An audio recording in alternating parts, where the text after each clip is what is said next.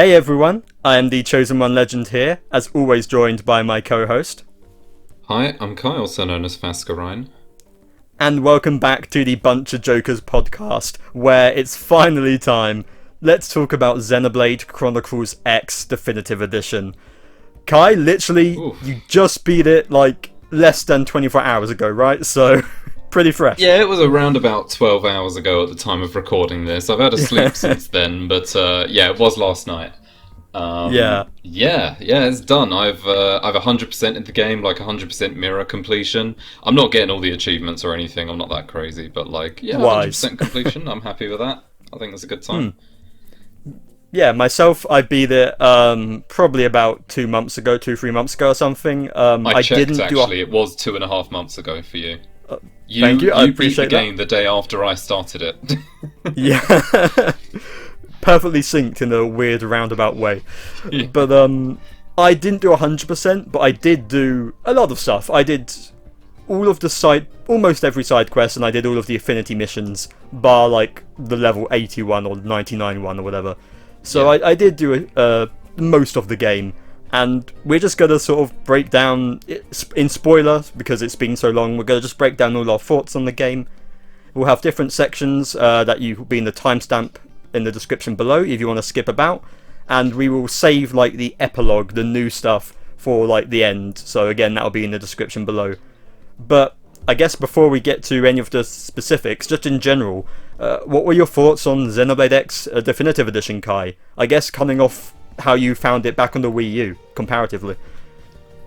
Yeah, so of course we've talked about how we played it on the Wii U before and how it was a weird one for me, as like it didn't, I was still trying to figure out what clicked with me, and I played it for like 3 days straight. I got to like chapter 4 or something, and then I promptly got told off for playing the game too much, put it down, and never found the motivation to pick it back up again, even though I was so hyped for months to play it.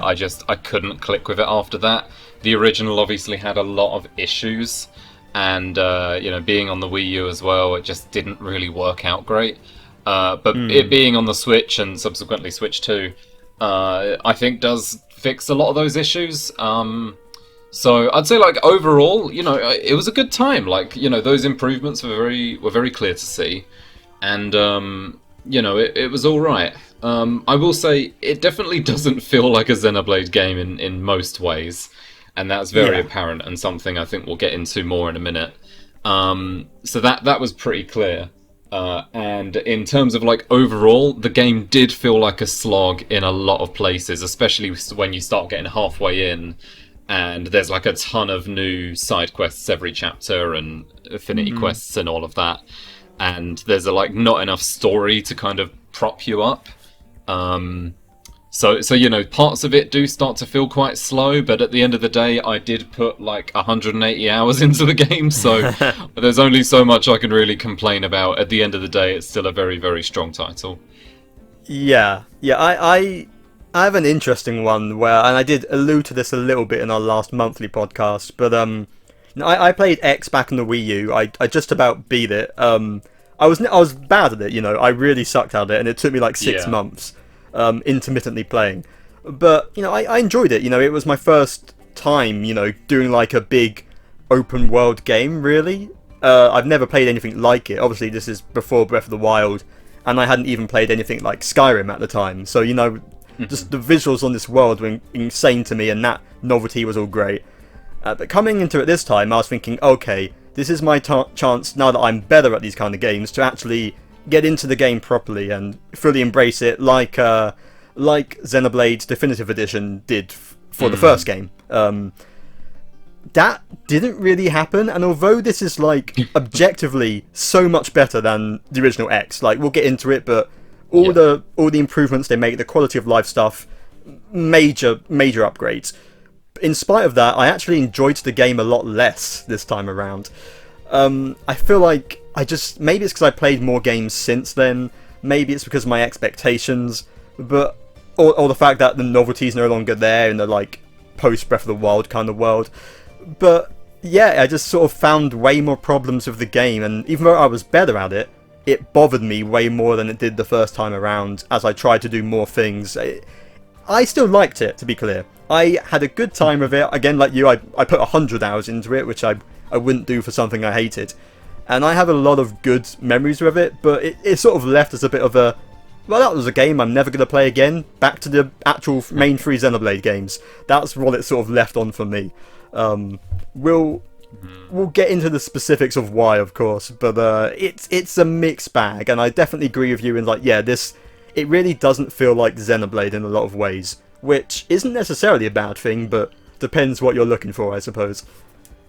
I do think like one of the reasons you touched on there, which might be a big one, is just that, you know, you do have to realize this is of course it's a remake, and like this open world games are a big thing now. There's lots of them everywhere with lots of things to do and gameplay that's really engaging.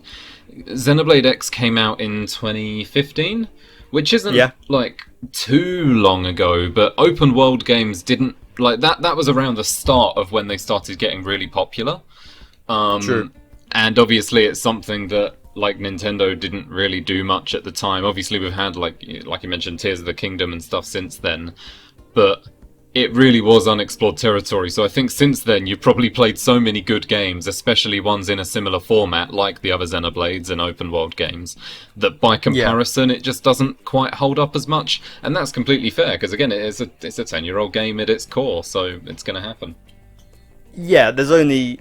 Most of my problems with the game are things that they couldn't have really fixed in Definitive Edition. Not all of them, but a large proportion of them. Yeah. It's pretty clear like how experimental the game was. Yes, definitely. And I guess just to start on that, first thing we're going to talk about is the core gameplay. I guess specifically more focusing on like the combat kind of aspects of it. And I kind of don't have too much to say here, because this is one of those things where I was definitely better at it than the last time around. I understood how it worked on the core level, but I never really mastered it, and I never really felt the drive to master it. But what about you? I mean, you did all the quests, so you must have had at least a better understanding than me, I assume. So, as a point of comparison, how I play every game is I generally try and understand every combat type and use every character. In Xenoblade 1 I used all of them, in Xenoblade 2 I tried using every blade type at all times. Same for 3. And even if you look at, for example, sort of your tactical RPGs like Fire Emblem, I try and use every single character equally to make sure I have a really well-rounded understanding of the game. In this, I literally got my best 8 arts after I went on Full Metal Jaguar route. I got my best 8 arts from that route, and even after changing classes, I just stuck with those 8 arts the whole game. There was no real reason for me to change or experiment, because it was working the whole time I needed it. It did the job. I got very good at using those 8 arts. Because when you start up again, you've got weak arts that don't do anything. You know, it's. Exactly. Like by the end of the game, I fully did Full Metal Jaguar and the other one that's on that route to the end.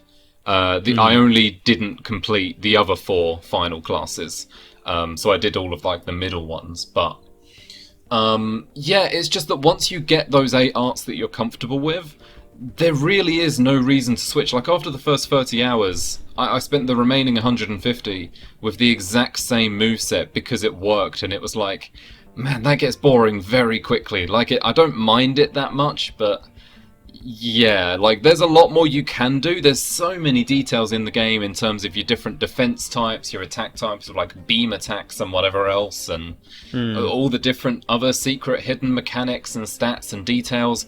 I just pressed auto build every single time, gave myself XP boost augments.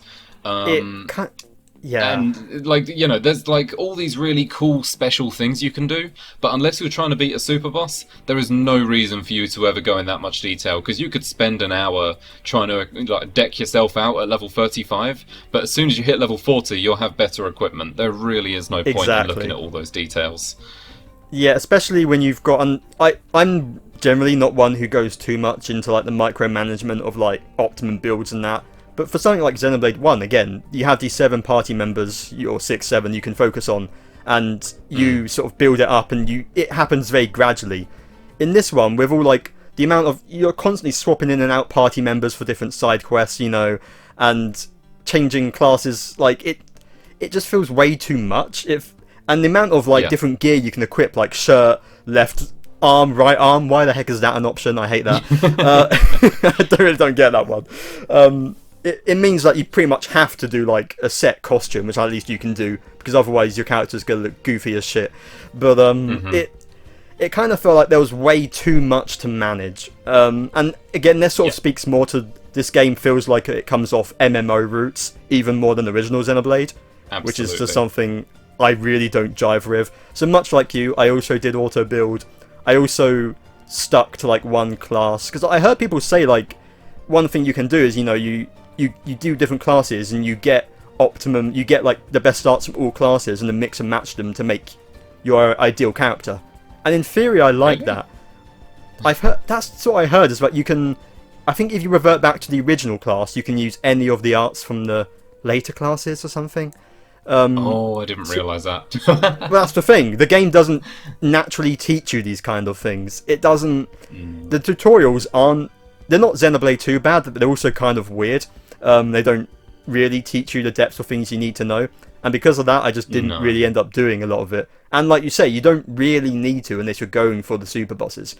But if the game doesn't naturally... I literally followed a guide for the super bosses, and that was it. Yeah. So it doesn't feel like it naturally teaches you in the way that you want to like create a fun build and experiment, because things are changing too much, and because things are too complex, that unless you're really, really into it, which some people are, some people love that kind of stuff, but the average player, I feel like, is just going to throw it on auto build and have a worse time with the combat than if they were playing a different Xenoblade game. Like, it's fine, but it kind of was like, by the end of it, you're sort of going by the numbers, right? That's sort of how I felt about it. Exactly. Like, there's so much you can do to optimize, and like, you can buy equipment, you can build equipment, which I think is a cool idea.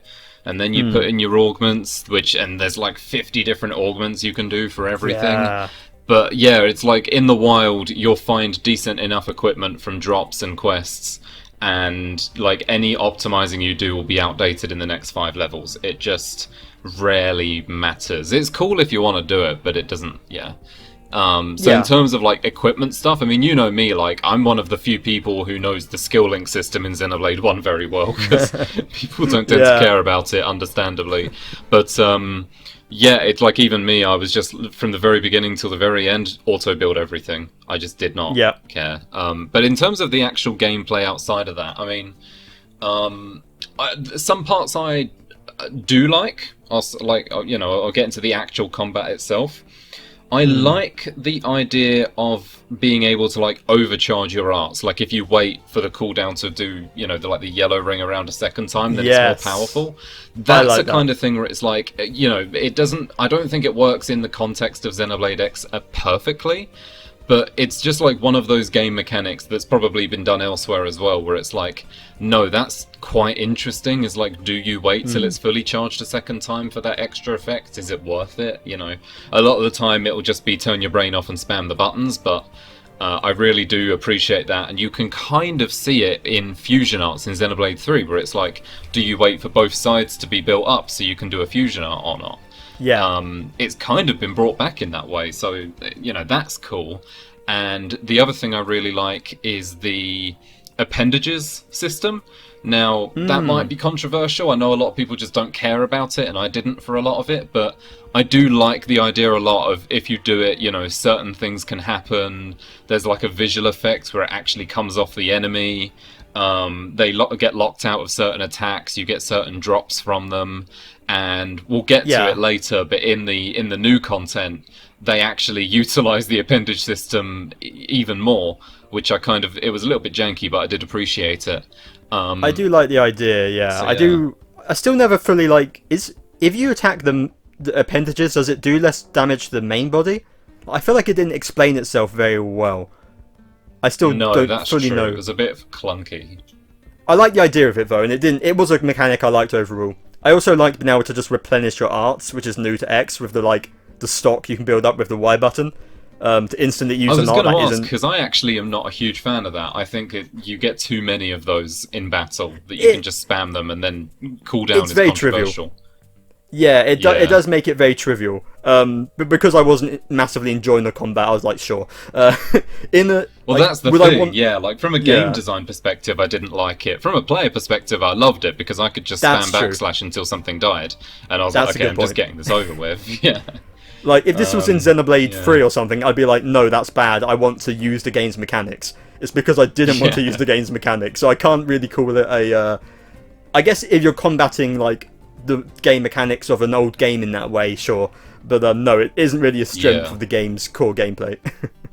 Yeah, and there's only 2 more bits on combat to cover. One of which is overdrive. Did you just spam? Out of Yeah, pretty curiosity? much. I did manage to I managed to get like a vague understanding of bits, and I did get an unlimited chain a few times. With I was using a support class for most of the end of the game, and basically I could just keep spamming the healing arts and keep it going and keep everyone alive while they just did the job for me, which was kind of satisfying. But it's no chain attack, right? It kind of just feels like even if you understand it, it's still just mash, isn't it? So. Yeah, I took a bit of time to try and understand it, and even, I got some infinites out of it, but even then, yeah, it is just like, oh, you're super now, and you've got super arts, and whatever, and I was like, Yeah. okay. I mean, So, yeah, again, not as great as chain attacks, but still, it's okay. it is, of course, we've had like Xenoblade 2 and Xenoblade 3's chain attacks are like great, which is obviously after this game was originally released. But even ones I prefer. I feel like I find that system more satisfying. I like the music though, and that's obviously a general thing with this game. But yeah, chain attack music good.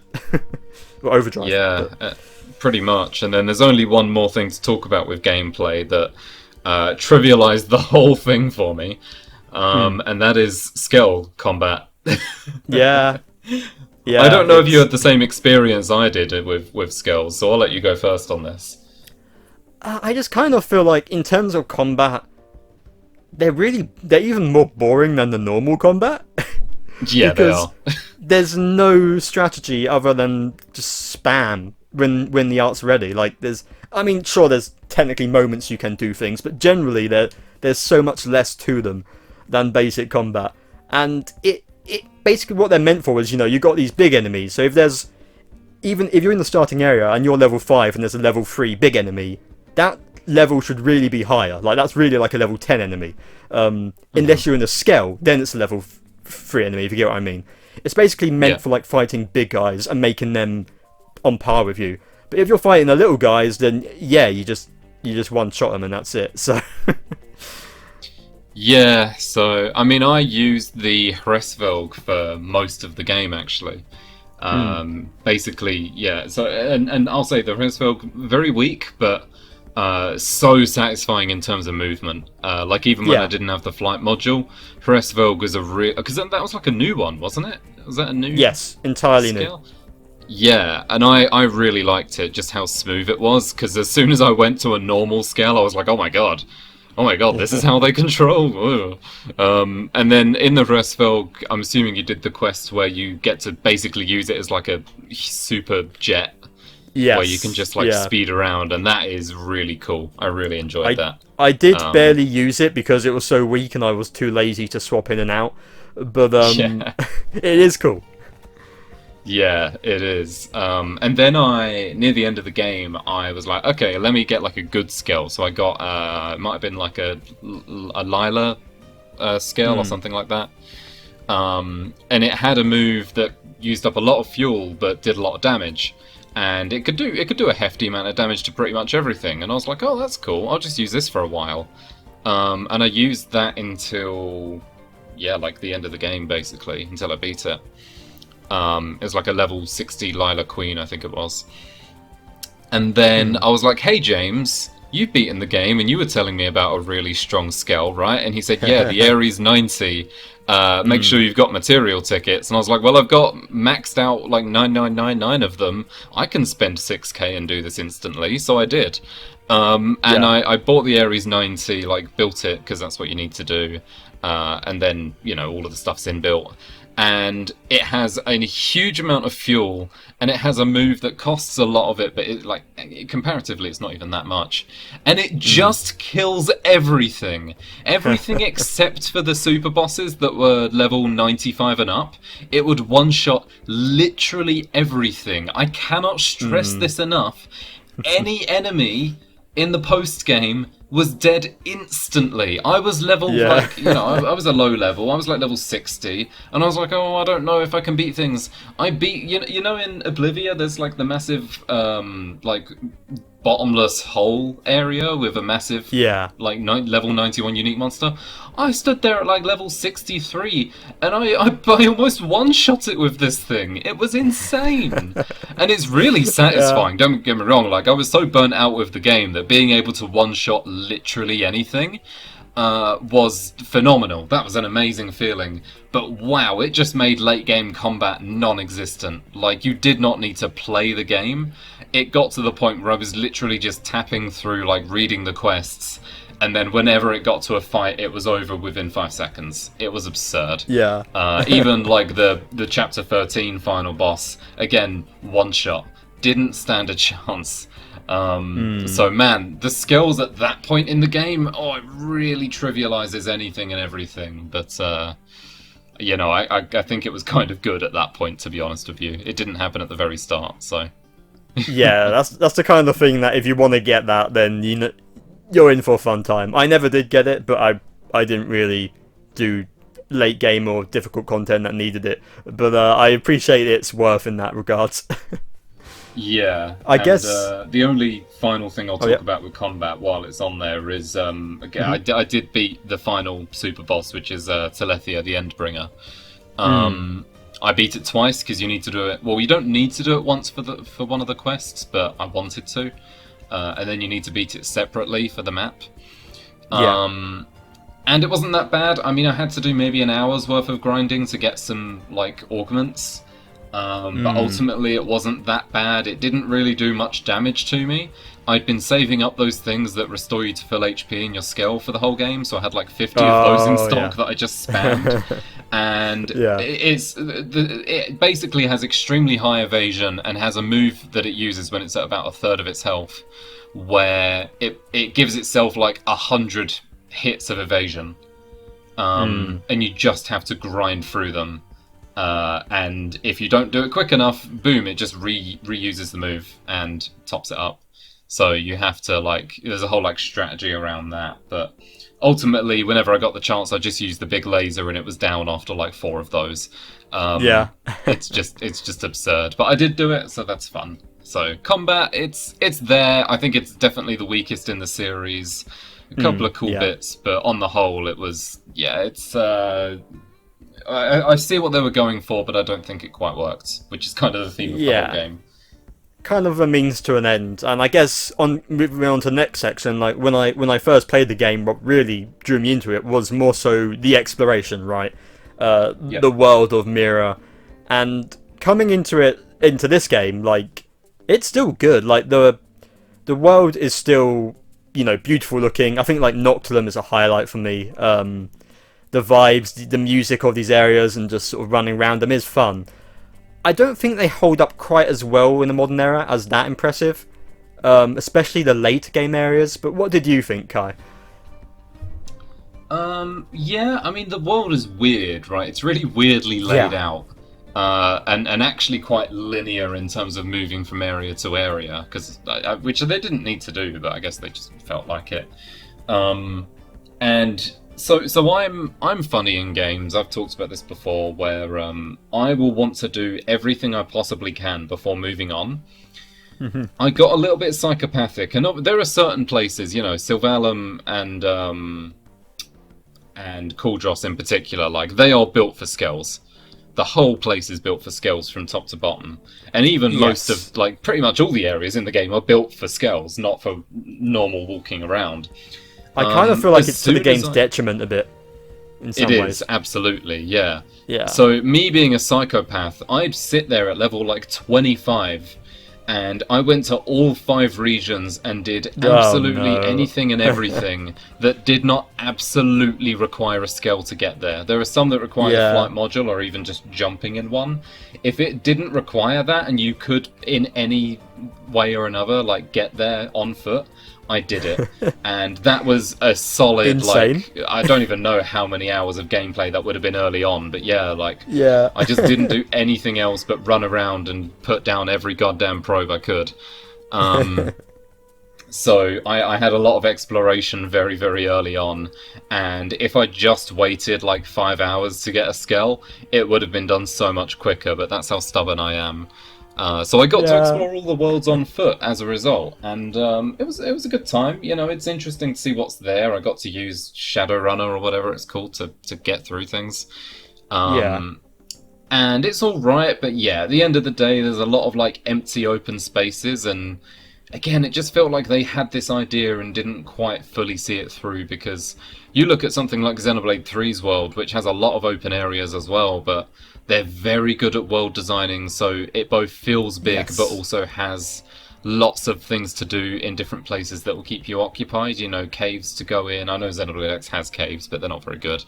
You know, lots of different just places to go and find and things to do, whereas X, I mean, it has like the different yellow icon bits you can pick up in the world, which are satisfying, but it doesn't quite hit the same, because running on foot, it just takes forever to get anywhere. Yeah, I feel like Noctilum is the best for running on foot. Like, it's so well designed for exploring these dense forests and taking you through relatively linear paths to it. Like, that one worked really well for me, and Primordia and even Oblivia are good for that. But like you say, once you get to Silverlum and that, it just feels like a big load of nothingness that you're just flying around. And in Coldross, like, visually it's kind of cool, and I love the vibe of Silverlum. Again, music, peak. But it's kind of like, it's nothing more than a visual spectacle. In terms of actually exploring it, I don't find them really that fun to run around. And what it comes down to, which this is sort of leaking into quests a little bit, but it's the idea of just how it feels so badly designed that you've just got this mismatch of high level and low level enemies in every area. And I get the idea of it, is that you can go anywhere at any time and there are appropriate levels enemies to fight. But it just feels so unbalanced, where you're exploring, you know, you're walking around a part of Primordia where a level 12 quest is taking you to, and here's a bunch of level 60 enemies in the way. Or conversely, you're going to the final area of the game, and then you're walking through a bunch of level 5 enemies. Like, why are they there? Who's coming here at level 5? And it doesn't feel like, you know, Xenoblade has, you know, your level 80 monkey, and it has parts where, hey, you can go here, but there's a bunch of level 40 enemies, you don't want to go here yet. Of course, you're insane and you disobey that anyway. We saw how you play Xenoblade 3. But, you know, the game never expects you to go that way, and it's very well designed in a way that you can come here later when it wants you to. But this game, it just felt all over the place. It made it just a drag to explore at times, and it needed more guidance. Like, it felt like they really didn't truly understand how to make Xenoblade X work, or Xenoblade work in a big open world scenario. And it definitely suffers for that, which they couldn't really fix in this, but it's an inherent problem, I guess. It really is. I mean, the balancing of the game as a whole is messed up, like you say. Like, some of the quests you get, you know, you'll be sitting there at level, like, level 25, and it'll be like, oh, random basic quest to go and beat level 90 enemy, and it's like, you know, we'll get into that more, but you definitely see it in the world where the enemies are just all over the place. You know, like, the super secret base in Coldross has level 10 enemies, and it's like, what are you doing? Yeah, like, you just had to get through a gate that had level 50s to get in here. Why is there a level 10 in here? What are they hoping to achieve? It's really weird. The game, it just seems like, again, they made this world, but they didn't really know what to do with it, and just kind of plopped everything down. And all the enemies are very detailed at the end of the day. They've all got their own stats and their own moves and their own, you know, patterns and all of that. But I don't know, it just feels like some parts were overdeveloped and some parts were completely underdeveloped. So the exploration is kind of funky. However, I will give it this one thing that I think everyone can agree with that's played the game, is it does have the most satisfying running on foot, like the running and Oh jumping. yeah. The jumping in no is other great. game can you jump like 50 feet in the air just everywhere you go, and that does feel pretty good. So I'll give it that. Yeah. Core movement is great in Xenoblade X. Yeah. And I also want to ask before we go too far. Oh, yeah. The final bit of exploration is actually New LA itself, because I really didn't like New LA first time playing and starting this time around, because I was like, it just feels like, there's just like loads of random blocks and artificial houses, and it just felt really random. And then I realised that's just how America is. So it's like actually it's kind of realistic. The only place that isn't like a very Americanized is the what do you call it? The admin districts, because they actually have stuff to do there. But I don't know. I didn't really have any strong opinions this time around either. I just wondered if you did, but it's still quite a random place in my opinion. It is random, but I do, and again, I guess we're sort of leaking into our next segment of quests here as we do this bit, kind of. But I do think it was just a fun vibe of like a place to walk around and chat to people. The way it's sort of like, as you do side quests, it did develop and some things change in there. It's just sort of a neat hub world. I don't really have many strong opinions on it. I absolutely get what you mean about it feeling kind of mismatched in a way, but it felt like a nice home base to return to, which is, and as you sort of like get more used to life on Mira and that kind of thing, it worked it did its purpose quite well, I think, and I don't care. I like the night theme. And it's cringe, yeah, but maybe it's Stockholm syndrome, but I like it. So you very much get used to it, don't you? After a while, like you don't even notice it's playing. Even if I still sometimes hear the Michael Rosen rap to it, thanks to YouTube. But, True.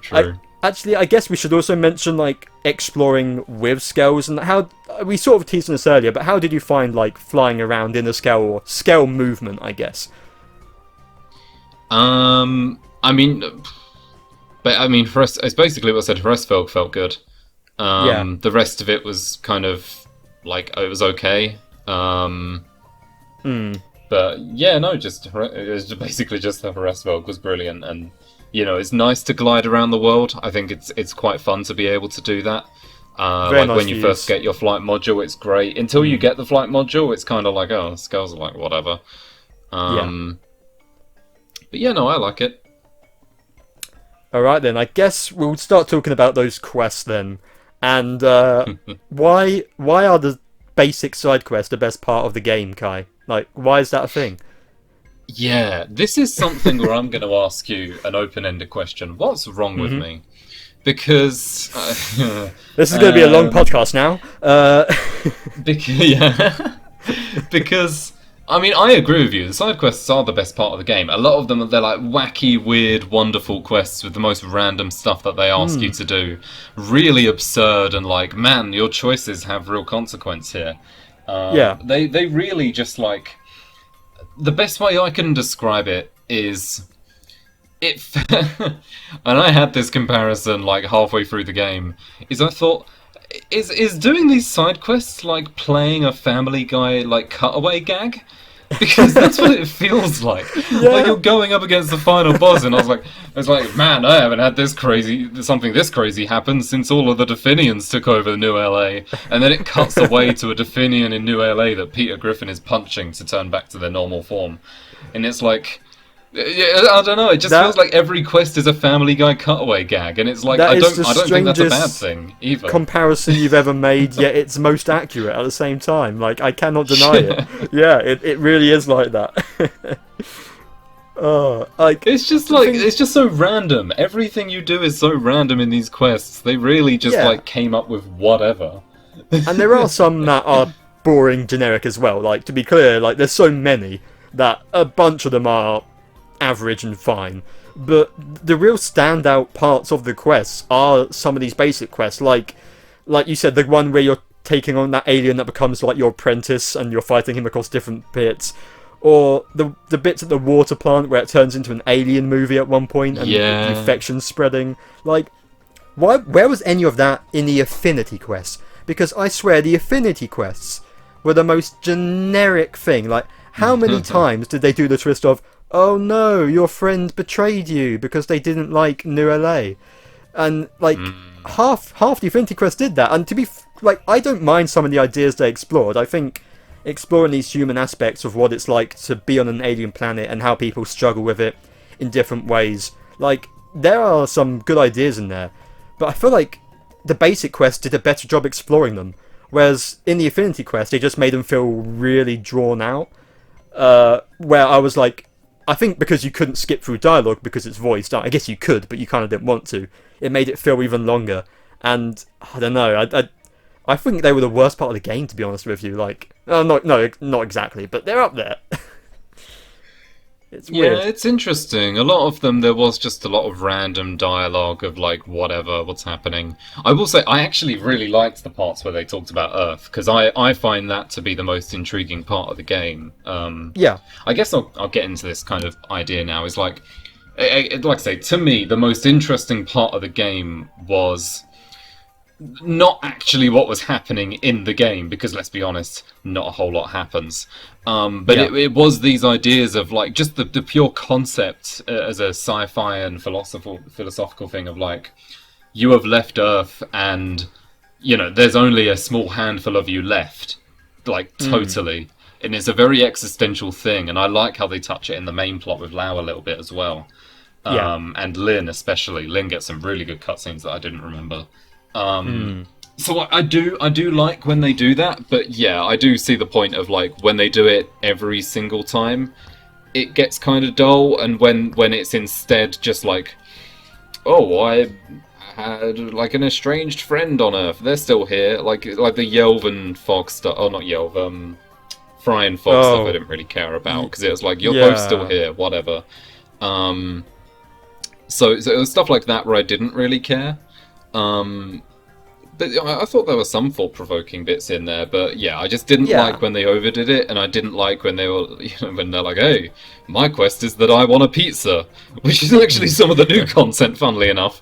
But, like, you know, it's like, I don't know, it was a little bit weird in places, and I don't think it was done as good as, like, hero quests, for example, or blade quests. There's definitely, when you compare, like, the characters it's focusing on to, like, again, Xenoblade 3's heroes, and you think of all these, like, different characters who stand out to you and they, you know, they feel important, whereas I don't even hate, like, Xenoblade X's, what's the word? I can't even remember what the word for them is, but, you know, your hero characters, whatever. Yeah. Optional party members. Like, most of them were fine, but most of them, that's sort of where they peaked at was, yeah, they're alright. You know, this one's obsessed with scales, that's kind of funny, but is there much more to it than that? Not really. Like, they felt like basic quests in a lot of ways. But like I said, why wasn't... You have this idea of, like, okay, there's a water facility that's attacked by, like, an alien takeover and, like, a parasite. Why isn't that incorporated into an Affinity quest or something? You know, that's way more interesting than most of the things that they did. It's kind of bizarre, and it just left them sort of like, yeah, they're alright. Yeah, pretty much. I mean, it was awkward, because there was some that I liked. For example, I can't remember whose it was, but either Irina's or Gwyn's one about, like, their one who was left behind. I was like, okay, that's cool and stuff, but then yeah, there were just some really out there ones that just dragged on, and I didn't care. Like, I did not care for Celica, I think it was. Because it was like, oh, there's like there's like an alien character, and you know, like, they come from another planet, and there's so much more lore we could get about the world from that. No, you just want to talk about your big friend. Like, I was like, yeah, missed opportunity, I think, in places like that. Nil Nail kind of does a little bit of a better job, but even still. I found her kind of bland. So, yeah. Like, I thought there was so much potential, but... Like, the new character, was it Liesel or whatever, who has, like, the new scale. Like, her quest, again, it's a brand new quest, but it does the exact same thing where, oh no, my friend betrayed me. It's like, it did that exact same thing that all the other quests in the game already did. I just like, again? Can we talk about this, by the way? Why were there so many terrorists on this ship? Like, I read up on it, and a lot of people are like, oh, you know, people like persuaded and bought their way onto it.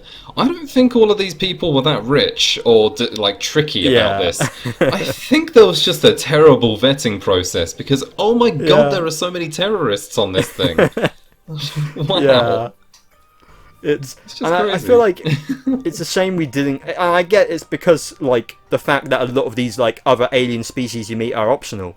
But it's kind of a shame we didn't get any party members from these alien species. I was just about like, to say that. Yeah. A Manon, or the ones that could like divide when they died, and like yeah, that would have been so interesting. We got like the furry guy, but that's that's new to this game as well. That wasn't in the original, so that's cool. But that's about it. I do think that was a massive missed opportunity to like make some more unique characters that you actually want to play as. Did you ever play as anyone other than your main character for the whole game? Because again, I normally play as everyone. No, I played as myself that whole game because when everyone's just everyone is every class or whatever, why would you not just stay as your main character at that point? So yeah, I did the same, and it was just like whatever. But if you had those different characters where it was like, you know, they had different features of some kind, you know, unique abilities or whatever, that would have been amazing. But yeah, just another missed opportunity, I think. I guess to briefly touch on at least where they improved it from the last game is that characters now level up together. They leveled up individually before, so at least it is viable to keep switching between them, and if you do like one, it does make sense to use them more. The fact you don't have to, you can do it in the menu, you don't have to find them in NLA every time, like, the improvements to like the system of like having your party is so much better. So it at least kept you able to do it, even if there wasn't really much reason to do it most of the time. But hey, it means I could level them all well enough, so that's something. I will say, I completely forgot about the fact that you had to go and physically talk to them to get them in your party, and there wasn't a menu for that. Yeah. That completely like was a repressed memory out of my brain because like you just wouldn't use anyone other than Elmer and Lynn. I actually used everyone equally this time. I got everyone up to level rank, like max rank. So I actually did use them all equally this time. Yeah, same, but God, I can't remember doing that in the original. Miserable. No. Yeah, so the side quests and that, there's some really like strong ones. Like, people always say like, oh, the meat of this game is in the side quests. I don't think they're quite as strong as I remembered, especially when it comes to the Affinity quests. But there are good ones, and they are the bits that I remember from the game, at least. You know, they're some of the most standout moments. Especially when you compare it to the main story, right? Well, this is the thing. I was even getting to the end of the game, like the post-game side quests, thinking... and as I did still read through them all, and I was thinking, this is kind of good still, but this game has been so long with so many random side quests that I can't bring myself to care about it. Like, I know that what they're writing isn't bad, but I just don't care anymore, sort of thing. It was just too much of a slog. It does. It just becomes... There is an element of quantity over quality, for sure. So it you definitely start to feel that way. And I guess, are you ready to talk about the main story then, Kai? I think we should before we go on for too long. Yeah, although like I don't think we have much to say because what is the main story? Oh, we go and there's an alien there. She was bad. Let's fight her. Oh, let's fight this other alien who was bad and for some reason has her ass on display. You know, that's like half of the story done. We knocked it out right there. You know, it's. It's one of the worst main stories around, I think. Just like, massive world built up. The beginning has a really, really strong premise that I actually love. Of like, you're stuck on a whole distant planet and like, you're trying to rebuild. And again, like the cutscenes with Lynn are really good in terms of like thinking about all of that. And it's entirely brought down by the main premise of the actual game's story being, oh, we're the big bad guys and we want to kill you because we're the bad guys. And like, that's the whole plot from chapter 2 to 10. Yeah. That is the entire plot. How dull. You've got, like you say, you've got characters. I really like Elmer. Lynn's great. You know, you've got these interesting characters that they outside of a few key moments, they just don't do a whole lot with.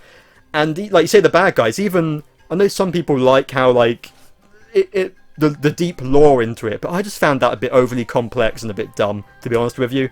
All this thing, especially in the main game. Yeah, especially in the main game, where it's like, oh, we're like to do the origins of humanity and stuff, and it's like, okay, yeah, but that means nothing to us. Like, there's a little bit of lore there that's kind of neat, but what effect does that give us an emotional response to what's happening? No. Yeah. Basically, the moment, Lao gets involved, that stuff's really good. That stuff really feels like Xenoblade, right? When you fight Lao and his stuff, that feels like true and classic Xenoblade Chronicles. Yeah, the rest of it I really doesn't. like that part too. No, it's exactly that, because I mean they even had the part in the middle with the Rothians and Gargiarg, who I actually ended up using in my final battle squad. But and I was thinking, okay, like I never got this far in the game, we didn't really know anything about them. Thinking, I wonder sort of what they're going to do with this, and it was just the most basic thing of like, we are the mercenaries, we're going to duel you, and then just we actually hate the Ganglion, we're going to be good guys now. Like, just instant turn. And it's like every time you meet a new race, which is half of these chapters, they're like, we're working for the Ganglion, but we hate them, so we're going to join you now. Like, no resistance whatsoever. And it's like, it just gets so boring. Like, we get it, the Ganglion want to kill humans, and they're like, this is what we were meant to do, is kill them. Yeah. And stuff, but it's like, oh my god, the other games do this sort of premise so much better. It's so basic. Yeah, like we were saying before, the most interesting ways it explores that are in the side quests, where here's like different factions of prone, some who support them, some who don't, and it delves into these alien cultures and why they would support the bad guys and why they wouldn't in interesting ways. But the main story does nothing with that. It's fine. Like, to be clear, like, it's not offensive. It's just uninspiring for 90% of it. And there's not enough there to say that it's bad, is the problem. Yeah, exactly. And like, even like, how do you think of like the ending of like the original game again? Sticking with the original game, like final confrontation, like it's alright, but I don't know. It's weird because, again, it puts a lot of emphasis on the side characters all of a sudden. Like, Gwyn and Arena and Doug are all there all of a sudden. And it's like, okay, like, I guess you've been around, but I don't really see why you are in the final confrontation. And then Luxar is just a terrible enemy. Like, he just doesn't do, again, he's just shit like, I hate him and his wobbly chins, yep. Yeah, he's just such a whatever thing. Even the Skell was just like, it's the big bad evil Skell, like the most predictable thing ever. It's like Yaldabaoth, but shit. Yeah, it's yeah, exactly that. And it's like I kind of was on board with a lot of the stuff they did at the end of the game in terms of like, you're never going to get back to your human bodies.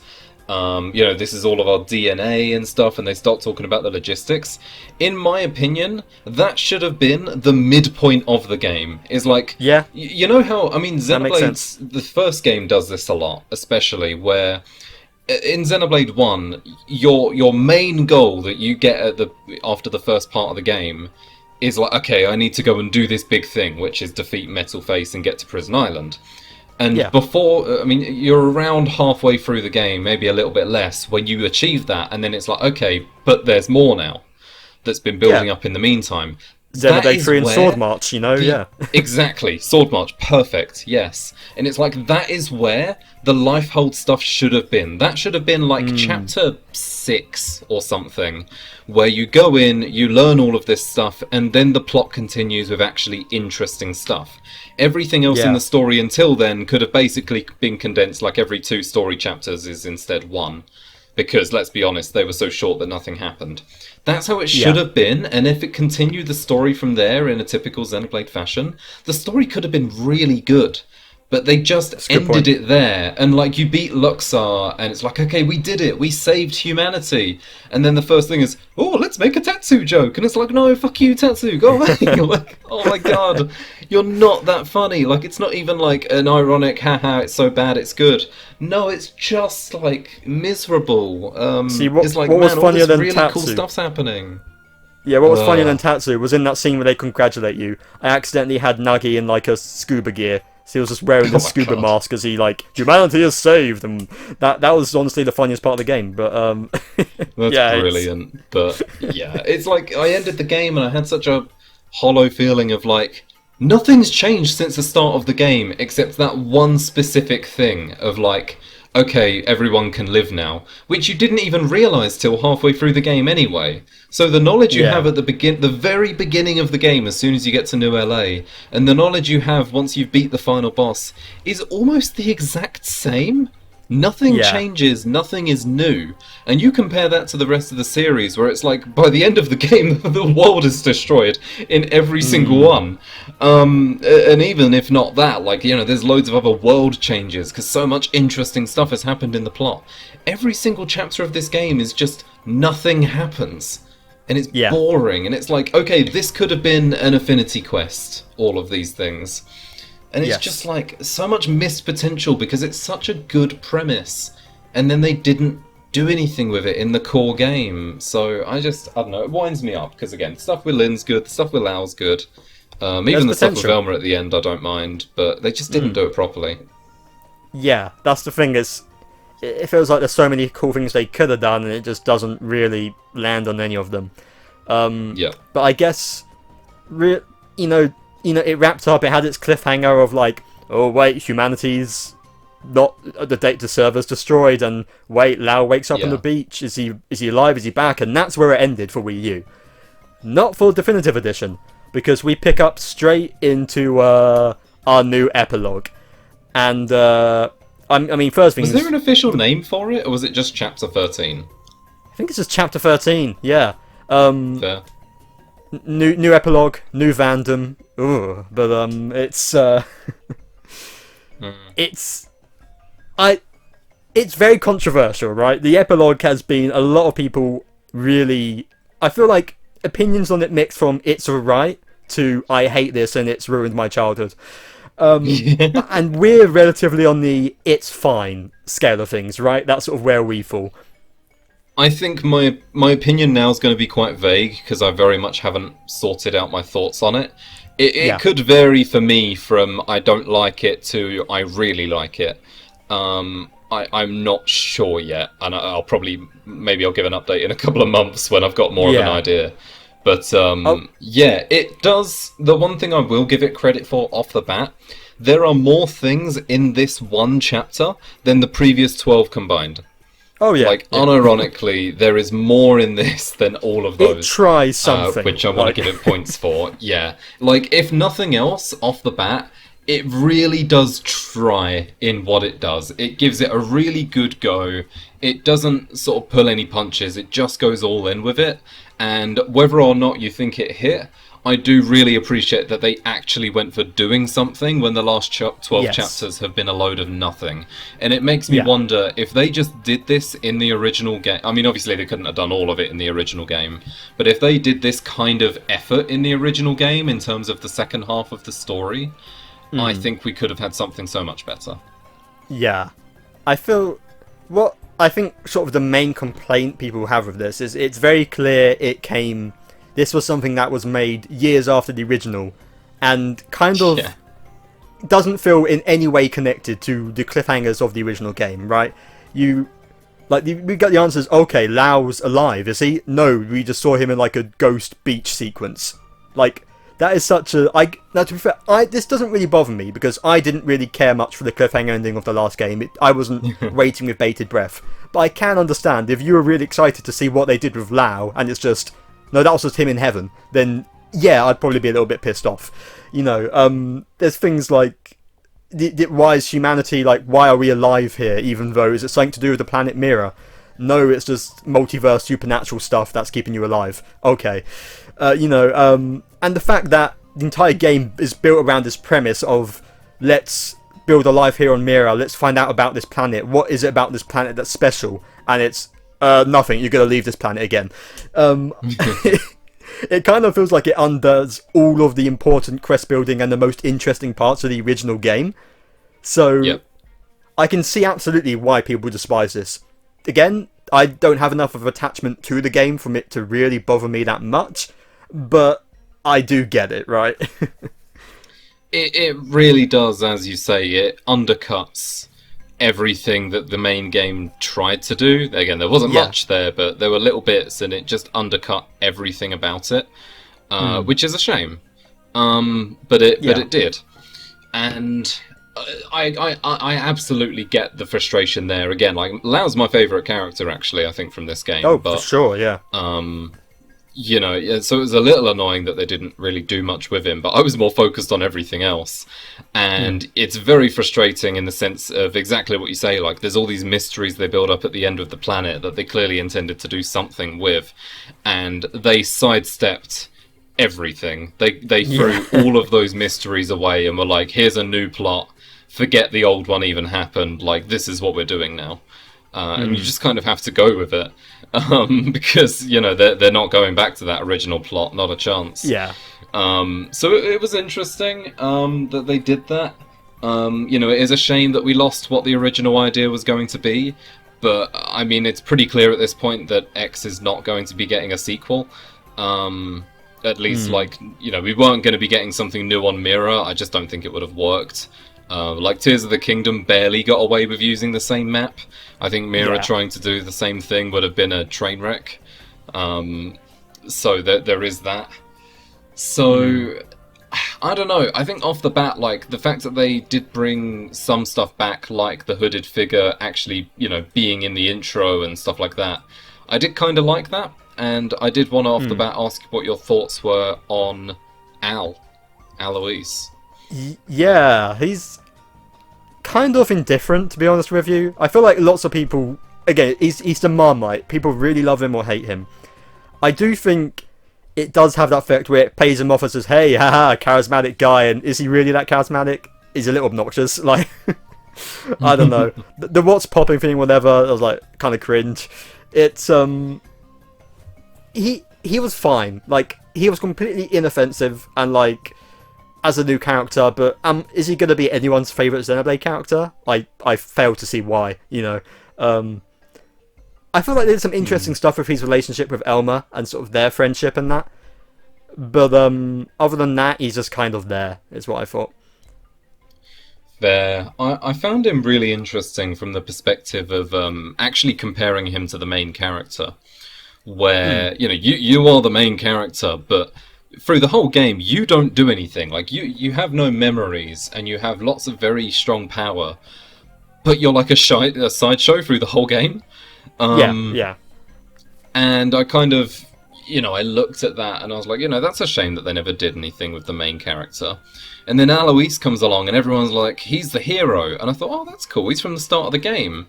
And then he starts talking to the main character a bit, and I was thinking, is Alois like who the main character maybe should have been through the whole game? What would have happened if he was there and he was who you played as?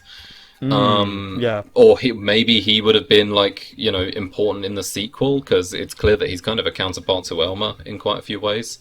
And I just found it really interesting from that perspective of, like, he has really strong protagonist energy. He definitely exerts it through the whole of Chapter 13. And, again, this is kind of one of those things I haven't fully organised my thoughts on, but, like, you know, he's the hero who has the special skill and all this ability, and everyone treats him as the hero. That sounds like a protagonist to me. So it was less about the character personally, where I was like, oh, he's chill, like, I'd have a drink with him. But like, and didn't really think much further than that. But it was just outside of that in terms of like character roles in games and where they stood. It's really got me thinking on that, and I haven't quite concluded my thoughts yet.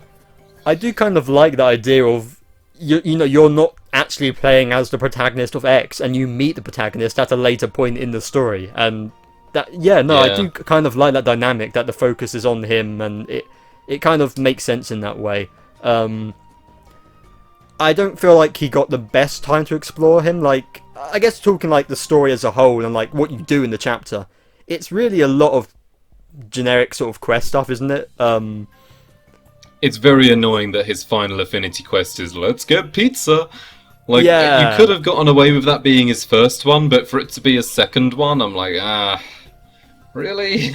He doesn't really get the time to actually, you know, be like a favourite or particularly like massively likable, but there's some interesting stuff with him, and like I didn't mind him. I guess we should mention, of course, we sort of teased to it, that he got there through like this void. It's been enough that I can't remember the specifics and terminology, but he's basically entered the multiverse space, and that's when we see like these very brief glimpses of the previous Xenoblade games. Just gotta have that fan servicey moment in there. We did all wonder, would this DLC be something that connects them? And the answer is kind of, because I'm assuming that where they're headed to at the end is the new world of Xenoblade 3, right? Or Future Yeah, I was going to get to that. I immediately assumed the same thing. There is kind of the response of, oh no, that place that Earth has rings on it, so it's not the same place. It might just all be one big Xenogears reference that we don't understand because we haven't played Xenogears. True. I really don't know. I feel like, I feel like the fact that they showed the previous games and the fact they're heading towards it, and there's the anniversary thing where it showed all the characters together with Elma there as well, and that I think there's too much retconning for it to not be that. They wouldn't retcon this much of the original story for it to not be linking them together. Yeah, and sure, there's rings and there's not rings, but look at the Klaus scene in Xenoblade 2 to compare to Xenoblade 1. They decided they wanted to change something, so they changed the scenery. Who knows at the end of the day, but I figure that's where they're going, and that's really what this DLC was. The whole point of this DLC was to sort of connect it to the wider Xenoblade, or it seems that the point was to connect it to the wider Xenoblade world in the great array, rather than keeping it as its own thing. And I kind of like that, because, I'd like to see more of Elma in that. Yes, I think I prefer them out of where they were, but I can see why, again, it's controversial, because it makes it's forced. It's definitely forced, isn't it? But, I don't mind the outcome, even if the way they went about it is definitely rocky, I suppose. No, I agree. It's like, I like that they tried, and they clearly didn't do a perfect job. There was a lot of, random lore explanation they tried to do in big blocks, and I really struggle to follow that personally. I don't know if that's Same. a wider thought, or if that... Oh, okay, it's not just me. That's good. No, it's I haven't read same. up on this game much yet, but so I found it kind of tough to follow with that at times, but... I do appreciate that they tried. They brought back things like the ghosts, and I was kind of on board with that. But overall it was a little bit too mishmashy. And again, if this was just the second half of the game or something to that effect, I think we could have had a very interesting situation on our hands. But alas, we have what we have, and we've got to deal with it. And I do appreciate what it tried. I like how it gave us a new area and everything. Yeah. What did you think of, exploring the new area, I guess? Getting the gameplay of that, finding your party members. I kind of like the idea of it. Actually, if that's okay, because I've just realised. I want to say, I didn't like much at first how... I think it was basically all of, Act 2 was just going around to random people and being like, hey, come, we're getting on the Ark. We've done religious narratives before, get on the Ark, and some people were like, no, and it was a whole discussion. I was really bored by that at first, this is the epilogue and you're doing something so boring. And then I realised I actually really liked the nuance of it, because it was reflecting in not the same way, but similarly to how they must have left Earth in the first place. Yeah. And there's a lot of deeper connections you can make on that front, sort of around that. So I did actually come around to really like those premise bits, even though they were a bit drawn out. I like the idea of it a lot. I like the idea of exploring that theory of people have grown. I mean, it sort of addresses the problem that we had about, they've just sort of undone everyone leaving, growing on Mira, and Mira's interesting, and now they're going to leave it. That was the way they addressed that in the story. I kind of wish that they'd done it in a bit more of a plot way that felt like actual main story, as opposed to here's a bunch of side quests doing it. I feel like there could have been a better way to have it naturally feel like main story whilst exploring that same concept. But I like what it represented at the very least. Yeah. Yeah. And then and as for the new stuff, I'll just say one thing that I was thinking through the whole of Act 3. I really like Subspace Emissary. Has anyone been making that comparison yet? Because, No. oh my god, it's such a strong comparison. You're right. You are absolutely right. Finding the Like, I've the not lost been party reading up on numbers, this yet, it's- and I'm going to. But oh my god, it is Subspace Emissary. Like, you know, Yeah. you've got all of these, like, you know, sort of big spheres of darkness appearing all over the world that are going to threaten, like, everyone, and you need to stop them. There's a big evil mystic guy in charge of it, like a celestial guy. Yeah. By the, you know, near the end of it, you're like, you know, everyone bands together in a big adapted ship to, like, you know, deal with it and, like, drive into the core. Then you get there and all of your allies are scattered and you've got to go and take them on individually. I was fully expecting to fight like Shadow Doug and Shadow Gwyn to get them all back to your party, which I found out is apparently it's entirely optional. You don't even need to bring them back. But even that, it's like, that's the level in Subspace. And it was like, oh my god, I love Subspace. So I think I was a bit nostalgia blinded. And as a result, really liked the last act. Yeah. I liked the idea of it. I liked exploring this place. It wasn't that interesting of an environment. But No, I I actually like felt it. like... I kept calling it Green Hill Zone because it looked like it. And one of the areas was actually like called something something zone. So Yeah. I thought the level design in it wasn't too bad, of like having to find them, getting to like explore inside some of them, different cave systems and that. Like, yeah, it was a good enough reason to like have one final moment and give each character their like a last little bit of dialogue and whatnot. Yeah, I liked it for that. yeah, I do think the dialogue could have been a little bit better from each. It was all very, very basic. So Yeah, it maybe a was. little bit more on that would have been good. I mean, it could. I think overall, I really liked the size of it. It could have been a little bit bigger with more to do and like, you know, more detail, but I think much bigger, and it would have been way too drawn out. I think they really hit the nail on the head with the size of this world in terms of like, True. it is genuinely just quite small. So maybe a little bit more development, but I was very happy that they kept it compact there. Yeah, they especially didn't after all overstay the its other lore welcome. and stuff. Yeah, Yeah. exactly. So, you know, it was And- alright. I quite liked having a little roam around. It was a good time. Yeah, nice music to it as well. Like, that was a vibe. Yeah. Then we got the final confrontation itself, and like the main... I don't even remember what the main bad guy was. Just some generic Void. entity. Yeah, like... It left no impression on me, I'm not gonna lie. It was alright, it worked, but is it, Yeah. like... It's only marginally more interesting than the Fog King. That's what I'm gonna say. Yeah, it's better than the Fog King, to be fair. I'll give you that. Yeah, Void, I don't know. I did actually... I was very curious, because Void talks a lot in the earlier acts about all this stuff about survival, but again, there was so much that it was really difficult to keep track of. Yeah. And I was kind of on board in places like that, and in, you know, at first I was like, okay, he wants to know death, and it was like, there are easy ways to do that, but sure, like, I kind of get it. So I was switched on for those bits, but then as soon as it was like the Samarians, I was like, oh, I don't care about the Samarians at this point. Yeah. It's whatever. We've moved Pretty on much. from that by now, so it's whatever, but I feel like, again, if this was part of the main story where they had 6 chapters to flesh Void out, could have been Yes. very, very, very cool, but they didn't. The only consolation is I do appreciate how they gave him a little bit of backstory after the death. Just in terms of being like, okay, this is the backstory, you know, they were on here and whatever else it was about them, like they were imprisoned. I did like the spears, like actually being a bit of symbolism in there, and Yeah, all that was that fun. was quite cool. But ultimately, yeah, like better than the Fog King. Probably, I'd say slightly below Mobius as a like, how do I put it? I think better than Mobius as people, worse than Mobius as concepts. If that makes sense. Like, Yeah. I like what Mobius represented in the end, and all of that was really cool. But if you were to pick out like Mobius Q, I'd probably say Void was better. Yeah. I agree.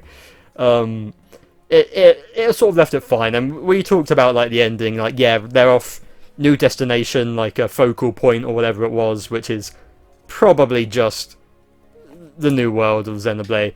I mean, and I guess that leads us to our final little bit, which we won't take too long on because we're already running long. But do you think this is like a setup for like something more? Like, are we going to have a new Xenoblade game where they're crossing over? Is it going to be like a Xenoblade Warriors with them all now, or is it just like this is wrapped up in a neat bow and we're not going to touch it? Like, it's hard to say, isn't it? It's very hard to say because they could choose to do anything with this. Yeah. In my mind, I'm seeing this as the final closing thing for this. I mean, I want to say the Xenoblade trilogy. I'm still going to call it that because Xenoblade X doesn't have enough story to be like added on as a namesake. So I'm still going to call it the trilogy, but I do see it as the closing of that. You know, they've arrived at the new planet to match with the other 3 games. I think it's a very neat ending. I find it wild that this trilogy has potentially ended with fucking Xenoblade X. I think that's mad to me. That's how the series ends. But ultimately, I don't mind it necessarily. No. There's always room for a Xenoblade Warriors game, though knowing that they'll probably just make it like a non-canon whatever thing. I assume. So I'm not expecting much there. To be honest, like, I feel like if you go back to when we were doing our Xenoblade 3 discussions and our Future Redeemed one, and we did a final video where we talked about what we thought the future of the series was, my best thoughts are probably still there. Like, I don't think X really changed them at all. I don't think X really had any major impact on it in the grand scheme of things. Like you say, it was just sort of like here's like a neat bow to tie it up, kind of. Pretty much, yeah. Like I can't see them doing much more with this series. They've said it's done, and they can definitely change their mind, Monolith. But it does seem like everything has come to a very nice close. And outside of spin-offs, I don't think we're going to get a main game that follows this plot. Maybe the next game is this world far in the future or something, and they do like a massive thing. But either way, there'll be a huge separation. So there is that. We're not going to have like a Xenoblade 4 where your main party members are here's Shulk and Rex and Noah and Elmer, and like, that's not going to happen. It'll be a fresh start, Warriors, absolutely. And that's spin-off. So yeah, I agree. I will say the only one closing thought I have that I completely forgot to mention. This is mainly with the main game's ending actually that I really liked, but they do it kind of the same here. There's that one set of cutscenes at the end of the main game where it's just like all of the heroes that are just like hanging out in New LA, and they've got really like they're actually really animated for once. I really liked that scene. Can I just say that's my favourite one in the game, just because it was like. No, I agree. I mean, it's like a normal thing to be like, oh, look at all the characters having a good time, but Xenoblade X did so little with them that it really amplified how cool that was to see, and they do a very similar one where everyone's looking at the Earth or whatever this is in the end of the epilogue. Yeah, no, that's true. It goes to show there was potential, doesn't it? They just never really reached it. But absolutely. Overall, like, final thoughts. This Xenoblade X Definitive Edition was a very good remaster. Like, we didn't really touch on it too much, but it made so many smart improvements. But all the quest tracking and stuff, excellent. Yeah. I feel like the core game just hasn't aged as well, especially with where Xenoblade has gone since then. It feels very out of place, and the way they tried to add things to sort of kind of merge it with the future of the series also felt kind of out of place. And it leaves it as this weird thing where, for me, like I said, I just didn't. Once I'd done with it, I was done with it. Like I haven't thought about it since until we did this video. It kind of just left no impression on me, and it's not anywhere near my favourite games I've played this year. Like it's a fine game. And I can get why some people really love it, but for me, it's not. It didn't do much. It was just fine. I think you're a little bit more positive on it than me, but even so, it sure was Xenoblade X. Yeah, no, I feel very similarly. Like, you know, the remake stuff was really good. And hey, again, I put a lot of hours into it, but it did feel like a slog at times, as it does. It showed its age. The only other thing in the epilogue that they did really well was I really liked all the new images they had. They did the same thing in Xenoblade 3, actually, at the start of Chapter 7, with like, you know, there's a certain art style they've started to use for like some of these lore images. I really like that style. I hope they do more of it. Same, yeah. But Yeah, no, in total it was like the game was mainly just me trying to be like, okay, what's next? And then the thing that was next wasn't particularly good either. But I did make it through to the end. I got there. And it's really, really bizarre that this might be the end of this story, like, as a whole, but that is how it is. And if I was, like, better at collecting my thoughts and speaking on them, I think there's a lot more I could say about this game, just in terms of the vibe it gets when you land on the planet and all the thoughts that come along with that and what could have been done, and even the stuff that they do talk about in terms of you're a long way from home. I find that really interesting. I find sort of the idea of the fact they even remade it really interesting. Making comparisons to things like Breath of the Wild, for example, and the sense of isolation that game gives. I feel like there's a lot of things there that I could talk about, and then even in this DLC in terms of what it achieves and what it sets out to do. But ultimately, I'm not that guy, and I'm not going to pretend to be that nuanced. I think as a player, it was alright. I'm ready to move on to what's next. They sure did try the cook tatsu, didn't they? That sure was a thing. They did. Oh, I loved putting him in the hot pot. Oh my god. Yes, every time. Hits every time. Dumb character. Well, on that note, that is it. And that's us sort of set for the Xenoblade series for now. But, we're a brand new console. BunchaJokahs is over. Yeah, we're done. We are now focusing on, Pikmin. Do you want to do Pikmin, Kai? Bunch of Pikmin? Yeah, bunch of Pikmin. Let's go.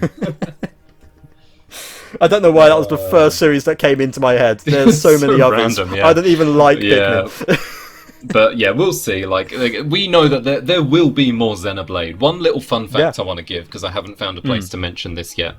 On the new Nintendo app, they ask you, like, what are your liked franchises? And Xenoblade on there is, I think, like the 9th one on the list or something, or the 8th one.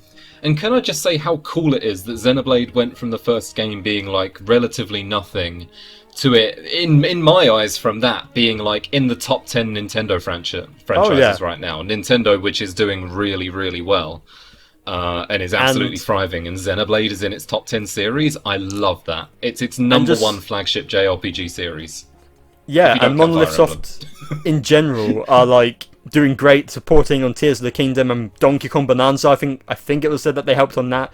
But they are like a major studio for Nintendo now, and Xenoblade, like you say, is bigger than ever. So whether it's even if it's not Xenoblade, even if we get like a new Xeno series or something, they're sticking around. And exactly, like, we're not done. Like, there will be more for us to cover in the future, and we know it, probably next year.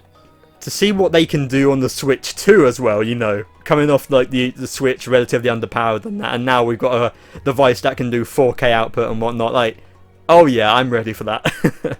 Even if it's just even if it's just here's a patch for Xenoblade 2 in the meantime, or Xenoblade 3 that makes it run better on the Switch, that'll do me fine as well to keep me going for a little bit longer. But I'm ready to see what they're cooking.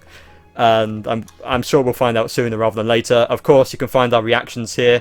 We react to any Nintendo Directs, so we'll be, the moment they announce it, we'll be there. And we also do random discussions and monthly podcasts, all of which you can find here on BunchaJokahs, either on YouTube or audio-only versions of the podcast on Spotify and other podcasting platforms. Until then, Kai, where else can people find you at? Twitch.tv/Fascurreyn. Still playing through Nier Automata, which is, it's a time, alright. Yeah, and you'll be playing through Inazuma 11 soon. Oh, wait. We'll get we'll get there. Give it 2 weeks.